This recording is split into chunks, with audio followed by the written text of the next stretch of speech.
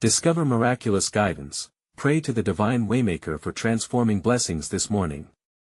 In the 3rd year of Jehoiakim, when God's people languished under the oppressive hand of the Midianites, there arose a humble man of the clan of Manasseh named Gideon. In the land of Canaan, hearts were heavy as the Israelites suffered under marauders who laid waste to their crops and stole their livelihood.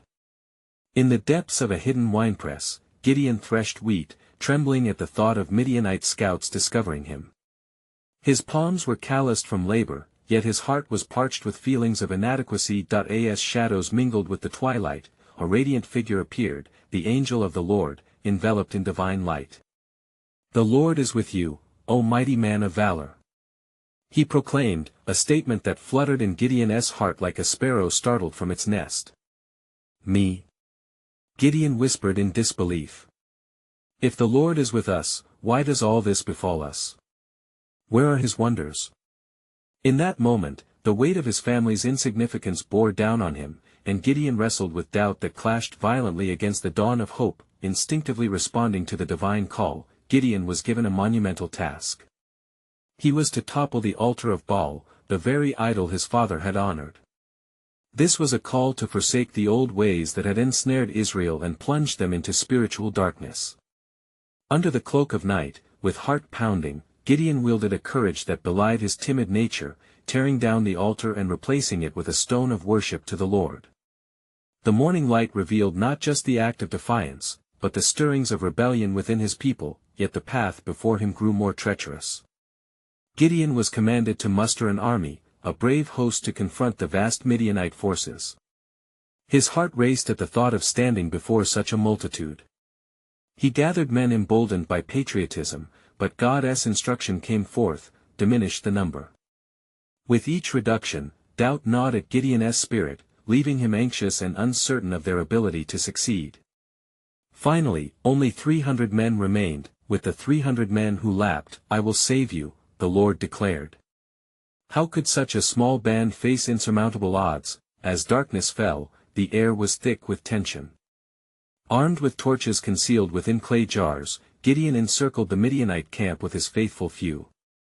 "At my signal," he instructed, the trembling within him mirroring the uncertainty of the mission ahead, "we shall break the jars and shout for the Lord and for Gideon." Before we continue with this incredible biblical account, I want to make sure you don't miss any of these powerful scripture stories. Click the bell icon and select All Notifications. These biblical narratives have transformed countless lives throughout history. If God's word through this story is blessing you, please like and share with someone who needs to hear about God's faithfulness today. Tell me in the comments, which biblical story has most impacted your faith journey? I'm always amazed how God's word speaks to hearts across generations. Now let's continue with what the Lord did next. As Gideon looked across the camp, a heavy weight settled on his shoulders. Questions loomed like shadows, whispering doubt into his spirit. Would this audacious plan bear fruit? Would the deliverance promised by God come to fruition? The time grew near as the moon hung high in the night sky, illuminating his way. Though vastly outnumbered, he gripped hope like a lifeline, standing resolute, a vessel of faith anticipating the mysterious workings of the divine Waymaker. As the watch of the night deepened, the silence of the Midianite camp shrouded the air, a hushed lull in the storm of anticipation. Gideon counted the beats of his heart, each thump echoing the weight of destiny upon his shoulders. The flickering torches in the hands of his men were but whispers against the vast darkness, yet Gideon sensed a stirring of courage within him, a flicker that broke through the doubt. "Now," he commanded, his voice steady but low, "follow my lead." As he lifted his jar, he prayed silently, "O Lord, if this is thy will, let thy glory shine through our humble act." With one accord, his men mirrored him, raising their jars high. The moment came, the signal unlatched. Gideon's words leapt forth like a battle cry into the night, heralding a divine clash. "Break your jars!" came his fierce shout, echoing across the valley. The sound shattered the stillness, accompanied by the war cry that surged from his lips, "For the Lord and for Gideon." In that instant, the sound of breaking clay mingled with the roar of spirits awakened, and the torches blazed forth, illuminating the night like stars birthed anew. confusion enshrouded the Midianite camp as the startled enemy scrambled in panic, their camaraderie dissolving in the chaos of unexplainable terror. Gideon and his men rushed upon them, emboldened not by their numbers, but by the conviction that God was indeed their supreme commander. The Midianites, gripped by fear, turned their swords upon one another, driven mad by the cacophony of what they perceived as an invading army.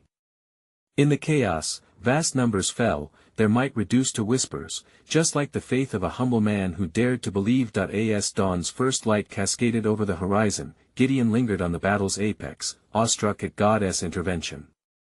The Lord had turned the tide without the use of human strength. Victory was theirs, not by sword or spear, but through unyielded faith divinely orchestrated. In the following days, word of Gideon's triumph spread throughout Israel, igniting hope among the oppressed. The dread of Midian's shadow began to lift as the tribes of Israel rallied around Gideon, who stood not as a conqueror but as a vessel of divine purpose. Yet, as Gideon savored the victory, a deeper sobering thought enveloped his heart. Whispers of authority would soon tempt him. The rhythm of ruling lured many into pride, and his spirit stirred with concern for his people. Gideon sought the counsel of the Lord amidst the celebrations, remembering the warning spoken earlier. "You shall not have a king," God had declared through his prophets, "for I am your king." "Lord, give me wisdom," he implored, reflecting on the hearts of the people. As he sought divine guidance, he sensed the presence of turmoil on the horizon. The very faith that had delivered them now stood at the precipice of temptation. What choice would lead them forward? Would they seek a king to lead them, forsaking the sacred relationship with their true sovereign?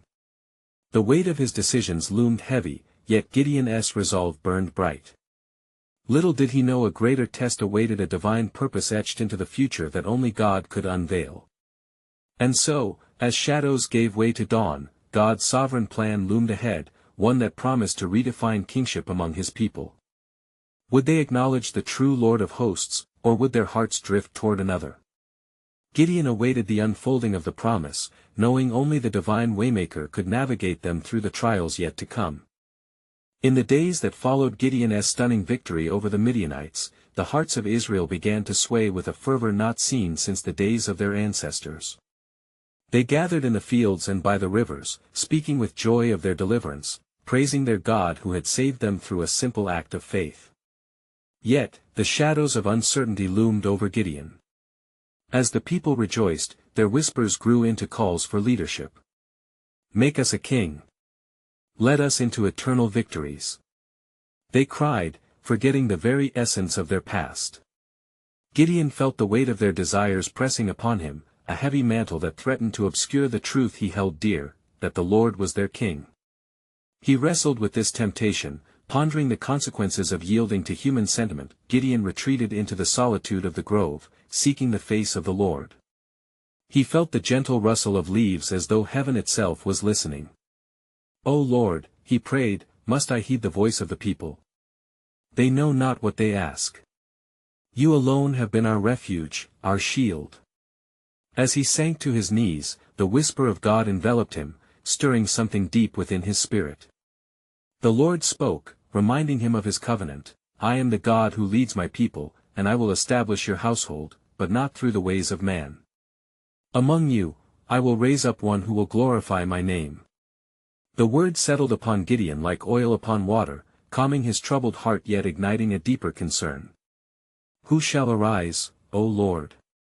He spoke into the silence, yearning for clarity in the midst of ambiguity. In the days that followed, he gathered the tribes at the place of the oak in Ophrah.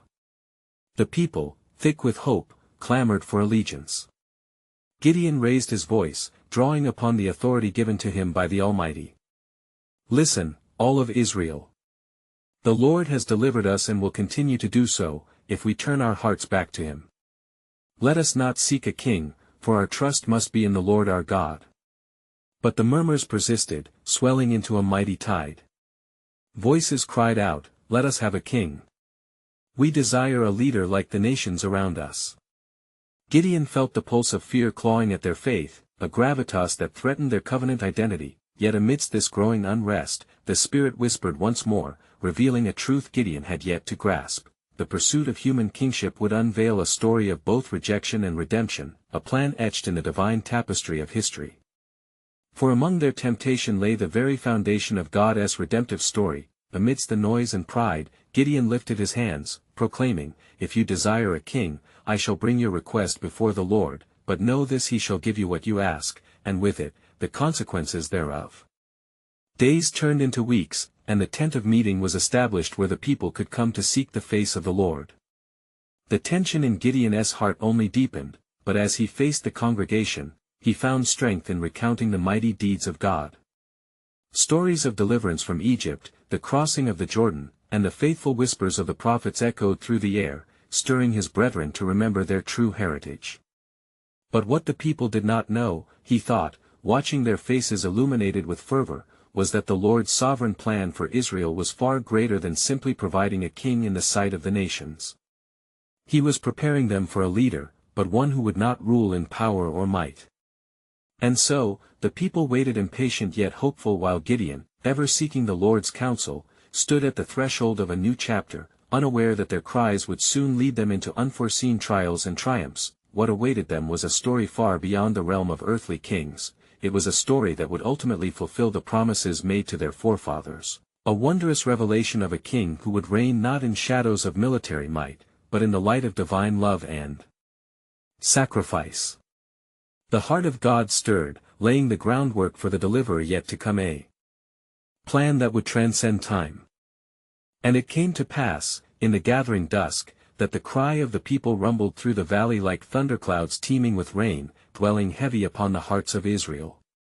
They sought a king, their voices rising in fervor, drowning out the call of truth, as they remembered the glories of their forefathers, kings who had led them to victory.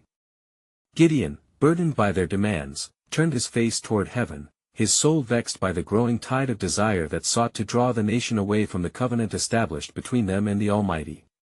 "My Lord," Gideon prayed, "you have brought us here to partake of your deliverance.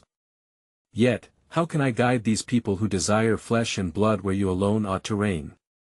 As darkness fell, he waited in solemn contemplation, the fire of the altar casting flickering shadows, illuminating the struggles of his heart. Then in the silence of the night, a voice like a soft breeze rustled through the leaves, assuring him, "Fear not, Gideon. The hearts of men are but clay in the hands of the potter. Even their cries shall serve a purpose, for I will reveal my glory through their yearning." Upon hearing this promise, Gideon's heart swelled with resolve. The following day, he summoned the people once more to the sacred tent, where the presence of the Lord lay thick upon the ground. Before them, he stood, a figure of humility and courage, as he addressed the throng of expectant faces. "People of Israel," he began, his voice steady, "I come not as a king, nor will I crown myself with the desires of flesh. Yet, heed my words, for the Lord speaks through me. If you seek a king, let us prepare ourselves, for your request shall be laid before the Lord, and he will show us his will." With murmurs stirring in their midst, the people cast uncertain glances at one another, pondering the weight of their desires against the backdrop of divine purpose. Gideon continued, "But know this, our pursuit of a king may bring trial, for the Lord has warned of the heart of man, to lead astray and to bind with chains. We must prepare our spirits for both the gift and the burden this request may bring." Days turned into weeks, and the murmurs became a tumult, as Gideon faced a decision that stoked the fires of his spirit.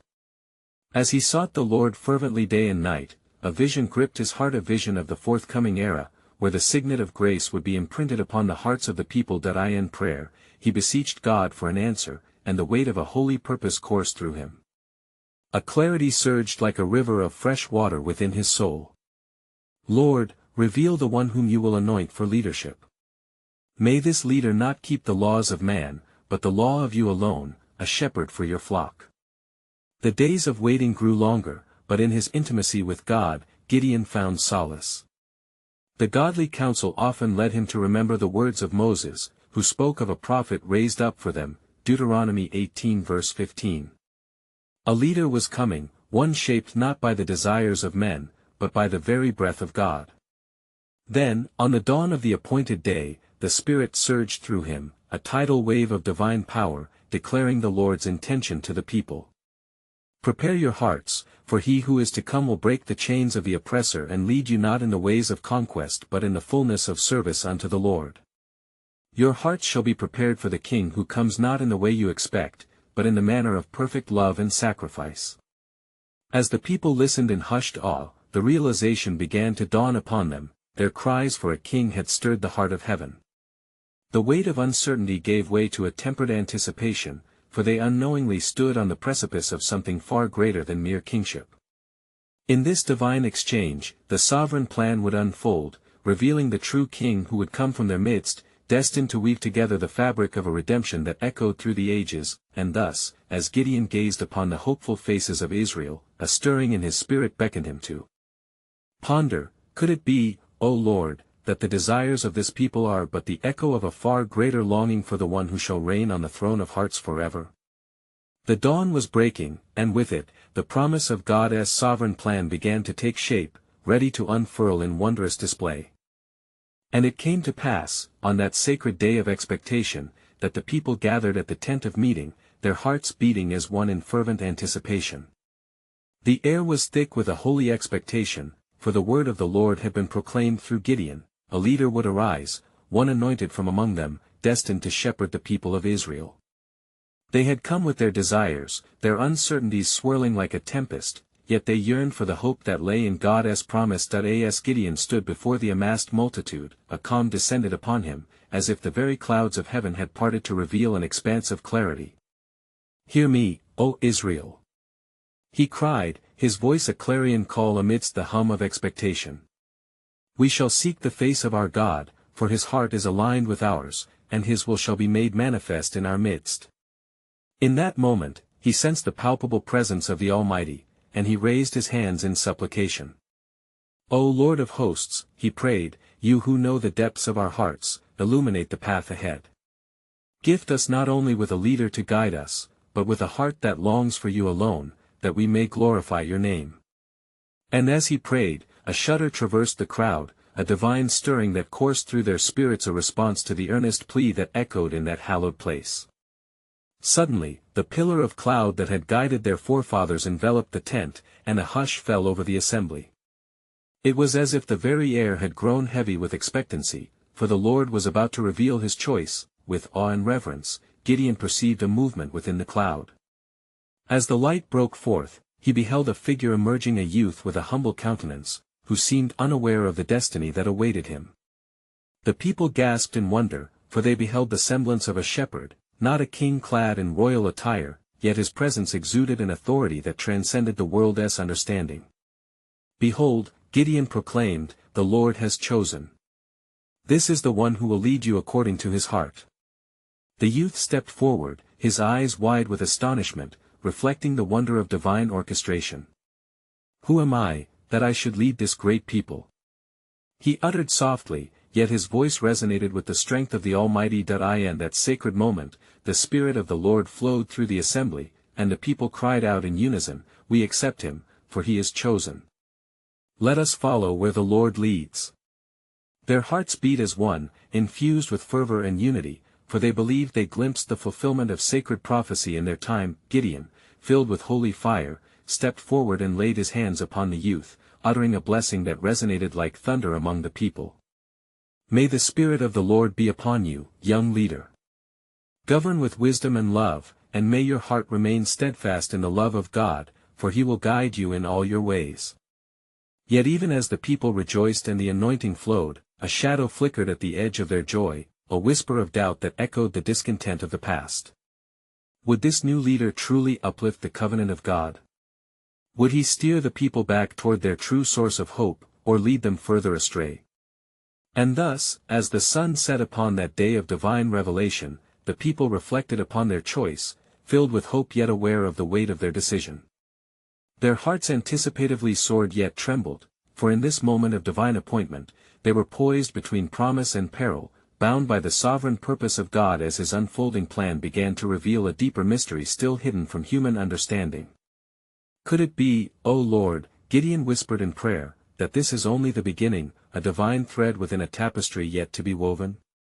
The Spirit stirred within him, for the heart of God was yet speaking, and a new chapter awaited, revealing that the story of redemption was far from complete. And it came to pass in the days that followed, as the people flourished under the mantle of their new leader, that the youth, whose name was David, began to grow in wisdom and favor among both God and man. He was diligent in heart and sought the guidance of the Lord in every matter.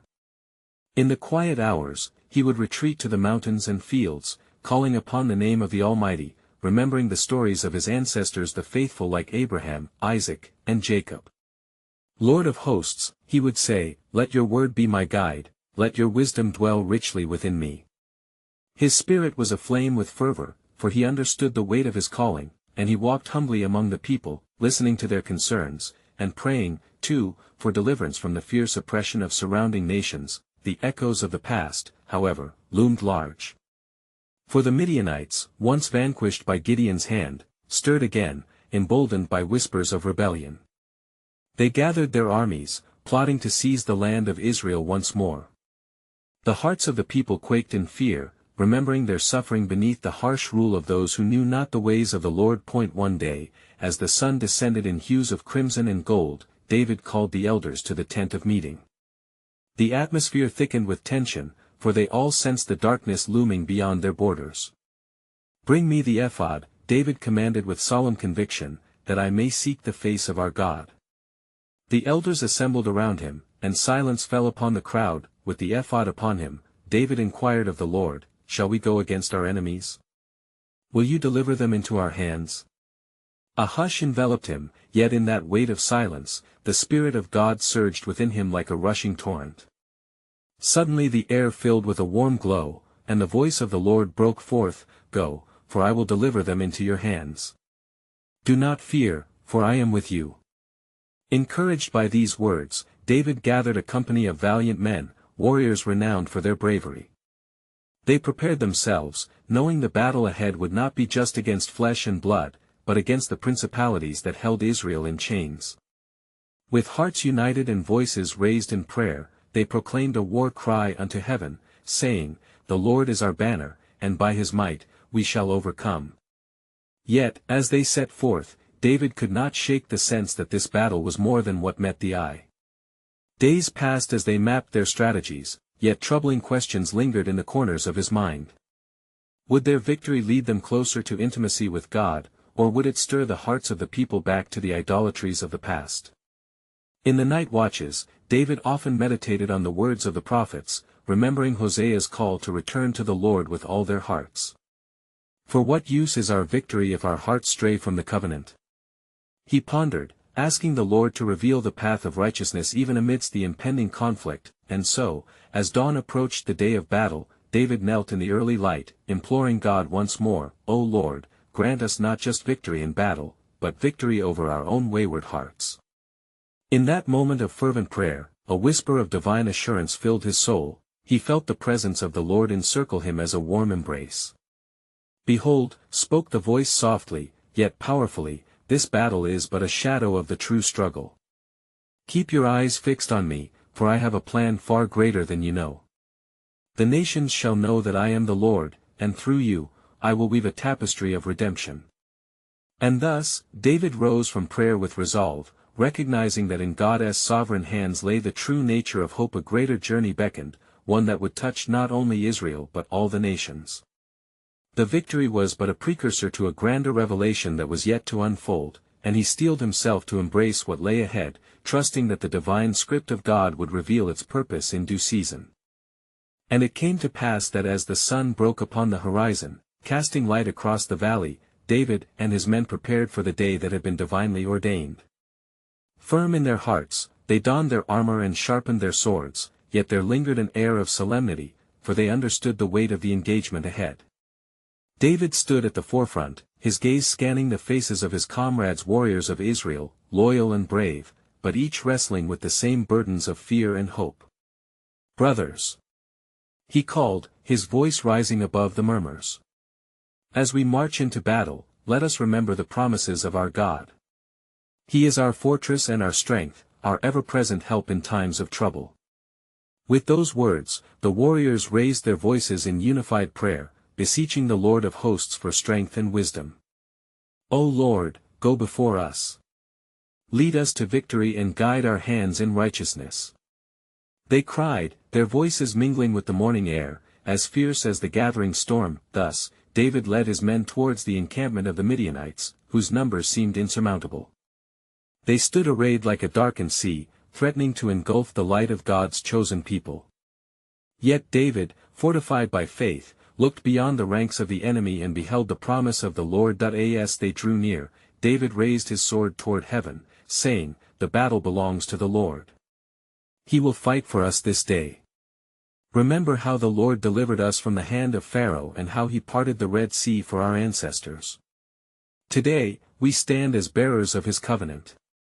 With that, they advanced, fervent prayers spilling forth from their lips, each plea a thread in the tapestry of hope being woven before their very eyes. Then it transpired that as they approached the enemy, an unexpected sound, like thunder rolling across the skies, erupted from the Midianite camp.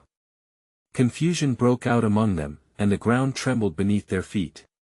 David perceived that the Lord had sent a spirit of disarray into the hearts of their foes. "Now is our time," he declared, and with valor igniting their spirits, the men surged forward, their battle cries rising like a roar from the depths of their being. And amidst the clash of swords and the cries of battle, David fought valiantly, mindful of the shadows whispering doubts. "Will this victory lead us back to the Lord?" he pondered. In those moments of conflict, he remembered the words of old, "Though we walk through the valley of the shadow of death, we will fear no evil, for thou art with us." Psalm 23 verse 4. As the battle raged, the hand of God moved mightily. Waves of confusion swept through the Midianite ranks, and they turned upon one another in disarray, all the while David and his men pressed forward, emboldened by the Spirit. "Look!" cried one of David's warriors, pointing toward the horizon. "The sun stands still, a signal from the Almighty." Encouraged by this sign, David urged his men on, proclaiming, "Our God fights for us. Let us not slacken our efforts." Just then, as victory seemed within reach, an angelic host appeared in the heavens above, brilliant and radiant. The earth echoed with the voices of the seraphim, proclaiming God's sovereignty over the battle. In that moment, David understood, the fight was not merely against flesh and blood but against powers that sought to drown Israel in despair and idolatry. The cries of the people rang in his ears. They could either rise into true worship or succumb once more to darkness, and as the final blow was struck against the Midianites, a deep realization washed over David, that this victory was but the dawn of something far more profound. For the plan of God was unfurling like the wings of an eagle, and through this triumph, an entire generation would turn back to him. Thus, the day concluded in triumph, but David, with a heart full of both joy and reverence, knelt upon the earth. "O Lord," he prayed, "what is it that you desire of us now? What shall be the legacy of today's victory?"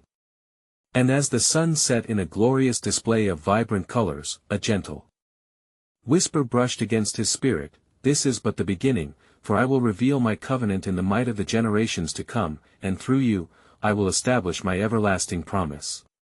David felt the weight of reverence, for he understood that the true battle was not yet won, but the journey had only just begun.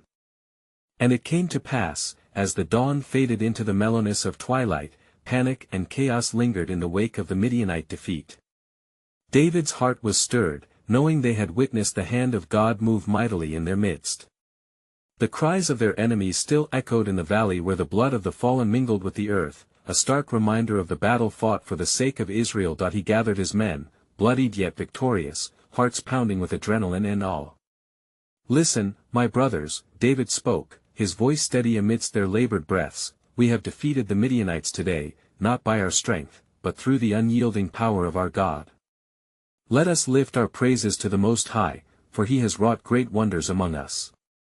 With arms raised to the heavens and voices lifted in exultation, they sang a new song unto the Lord, declaring his glory and faithfulness.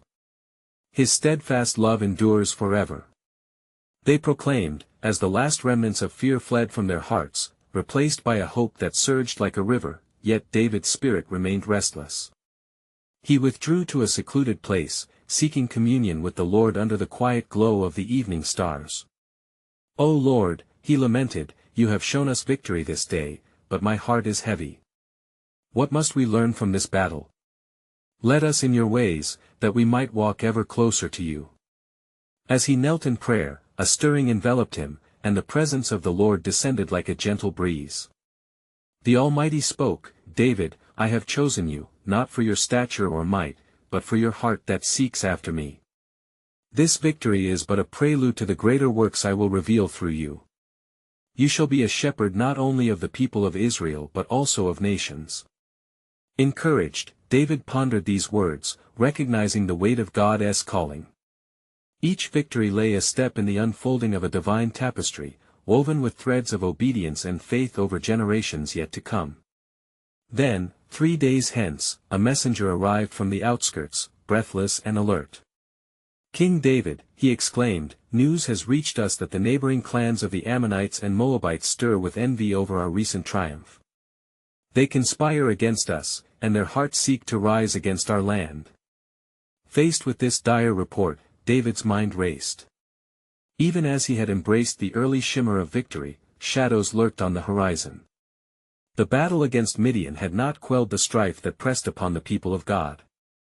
And in the depths of his thoughts, David grasped the truth of the moment, to remain steadfast in prayer before the Lord. He called for his captains and sought their counsel. We must turn our faces to the Lord in fervent prayer, he urged. For it is not by our own might that we can withstand the tide that comes against us, but through the armor of the Lord, we shall stand firm in faith. The men assembled again in unified voice, their supplications rising like smoke before the altar of God. O Lord of hosts! They cried. Shield us, protect us, and grant us insight against our foes.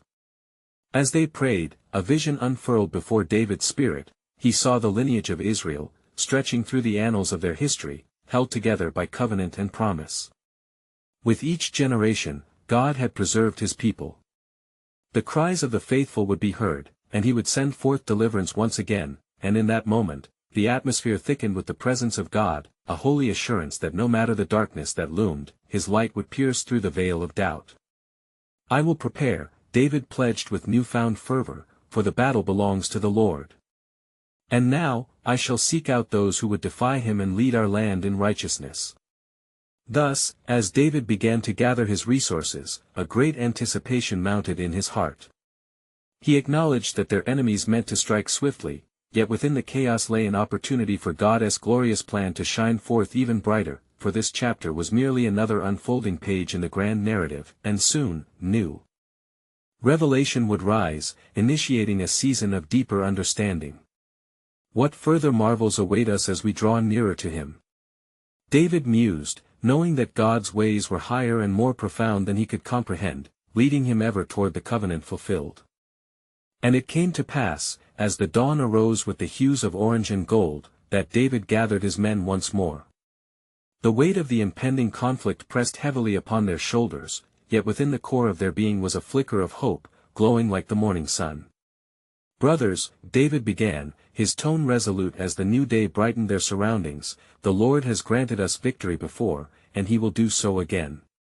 We shall not cower in fear, for we know that our God is a fortress, a refuge, and a stronghold in times of trouble. With those words, the men rallied behind him, their spirits ignited by the flame of his faith. David, sensing the urgency of the hour, sought the counsel of the Lord. Standing at the threshold of impending battle, he turned towards the Ark of the Covenant, a divine symbol of God's presence, and beseeched him fervently. O God of Israel, he cried, lead us in our quest. Show us the path to victory over those who conspire against your anointed.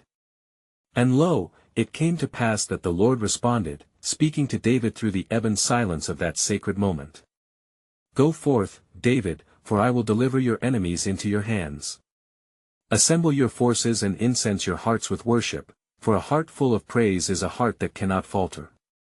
With renewed vigor, David summoned his captains and all the mighty warriors of Israel. They gathered in formation, armed not only with swords and shields but with songs of praise upon their lips. As they moved, they sang hymns of gratitude and adoration, their voices rising in a harmonious chorus, echoing their faith in their deliverer. Among the warriors was Joab, the captain of David's army, whose wisdom shone like polished bronze. "King David," he said, "let us send out scouts to gather information on our foes. Knowledge is light amidst the shadows." Thus, David dispatched men of valor under the command of skilled leaders to gather intelligence upon the Ammonite and Moabite forces, their hearts steadfast to fulfill the king's command. Days turned into nights as the scouts returned, bearing tidings both grim and revealing. "They have gathered in great numbers, King David," one scout informed. "They encircle the valleys, poised like wolves, ready to pounce. Yet, we have discerned their weakness. There are lips among them that whisper discontent, and hearts that tremble with fear." David's spirit quickened at this news. He saw the hand of God working within the chaos, for even in the enemy's fortress there were fractures. "We shall strike swiftly, and with precision," he ordered, "for the Lord fights for us. Go, proclaim to the people, I will lead them into battle at dawn." As the sun dipped low again, casting an amber hue upon the horizon, David called for a solemn assembly. "Tonight, we will break bread and remember the faithfulness of our God. In fellowship, we shall find strength, for we are a covenant people." His words struck deep, resonating within the hearts of every man present. That night, they circled around a blazing fire, the flames reflecting the heart of Israel, glowing with hope and faith. They shared stories of the great acts of deliverance from the days of old, how God had split seas, brought down walls, and routed armies. Each tale affirmed their bond and enkindled a spirit of anticipation among the men. As they feasted, David rose, and in the stillness of the night, he recounted the promise the Lord had given him. "The Lord has chosen us for a purpose, and the battle he places before us is an opportunity for his glory to be revealed." They raised their cups in unity, proclaiming, "To our God, who is mighty to save. Let our hands be instruments of his will."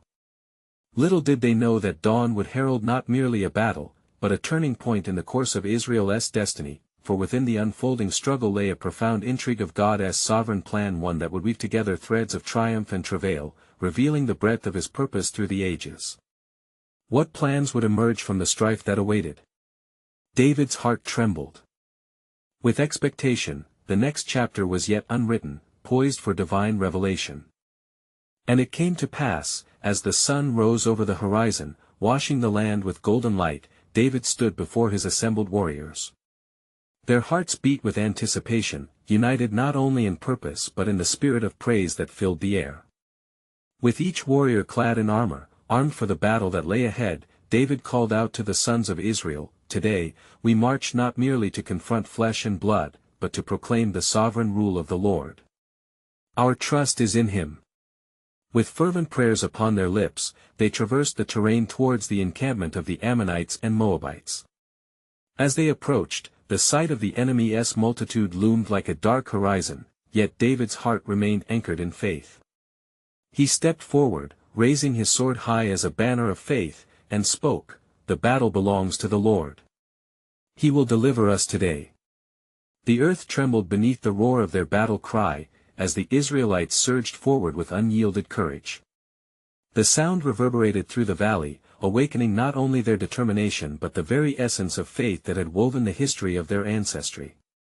As the clash of swords rang, chaos unfolded in the ranks of the Ammonites and Moabites, caught unprepared by the fervor of God's chosen people whose hearts burned with a singular focus to honor the covenant of the Almighty.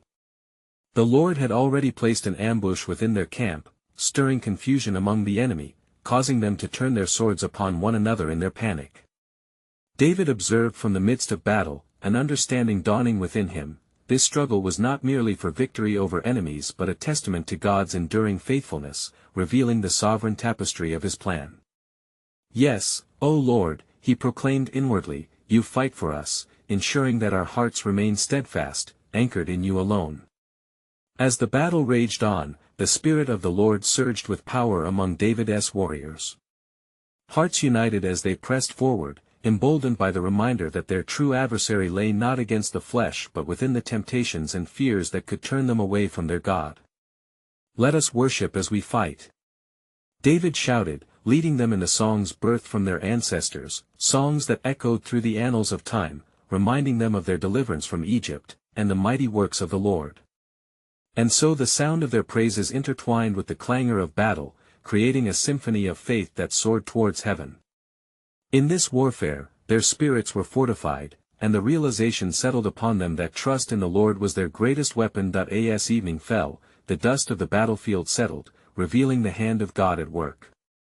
The Midianite, Ammonite, and Moabite forces crumbled under confusion and fear, their would-be strength dissolved as the Israelites swept through as one, a testament of the Almighty's might. And at the close of the day, as twilight gathered, the shouts of victory erupted, "The Lord has delivered us." Exultation encompassed them, yet David's heart held a deeper contemplation. He returned to the quiet of the grove, seeking communion with the Lord, who had once again displayed his unfathomable greatness. Kneeling, he offered thanks, a heart full of both gratitude and humility. "O Lord of hosts, you have shown us your wonders, and with every victory, you draw us closer to you. Teach us to remain in this place of faith, that we do not forget your ways." In that moment of prayer, the voice of God resonated within the stillness. "Indeed, David, you have led my people to fight, however, the true longing upon your heart shall shape the course of this kingdom. The battles you face today lead to a legacy more profound than transient victories. Prepare your heart and the hearts of my people, for a king will arise, not only to save but to shepherd them into the ways of righteousness." David understood now that the battles fought were a refining fire, a preparation for a deeper devotion and understanding, a calling that would echo beyond his reign. Each clash, each victory, served as a tapestry weaving the stories of faith and obedience that would shape generations. As dawn broke once more, the hearts of Israel prepared for a new chapter. "O Lord, may we understand our true strength lies in you. Teach us to hold fast to this truth, that the legacy we build endures for generations, reflecting your covenantal love and faithfulness." With renewed clarity, David emerged from the grove, proclaiming to his people, "We have been called not just to victory, but to true worship. The battles ahead are steps towards a greater revelation. Our hearts shall be the throne upon which the Lord reigns." And in response, the people declared together, their voices lifting to the heavens, "We are a covenant people, called to praise, to worship, and to carry forth the promises of God." This atmosphere of devotion paved the way for what lay ahead, a destiny woven intricately in the plan of God, revealing both trials and triumphs as they journeyed onward, awaiting the ultimate fulfillment of the true King who would reign forevermore. As Gideon, David, and all Israel looked upward, they saw the unfolding promise upon their lives, transforming them from a people fighting for survival into a people stepping boldly into their divine purpose. And so, the legacy of their faith continued, echoing through the ages, calling forth generations to heed the sovereignty of their Creator and embrace His glorious plan. Will you, too, answer this call? If today you have heard the voice of the Lord, do not hesitate. Subscribe immediately to our channel to stay connected to God's Word and not miss the next powerful biblical stories. Leave a like now to help spread God's message through the algorithm, allowing His truth to reach hearts in need of hope. Comment with your reflections, sharing how this biblical story has impacted your faith journey in unforgettable ways. And share this video instantly with at least 5 friends who need to know about God's unwavering love. You need to subscribe now to connect with countless lives transformed by His Word. Don't wait even one more second to share this powerful testimony, for true believers understand the importance of supporting biblical content together. Let us reach more souls for Christ.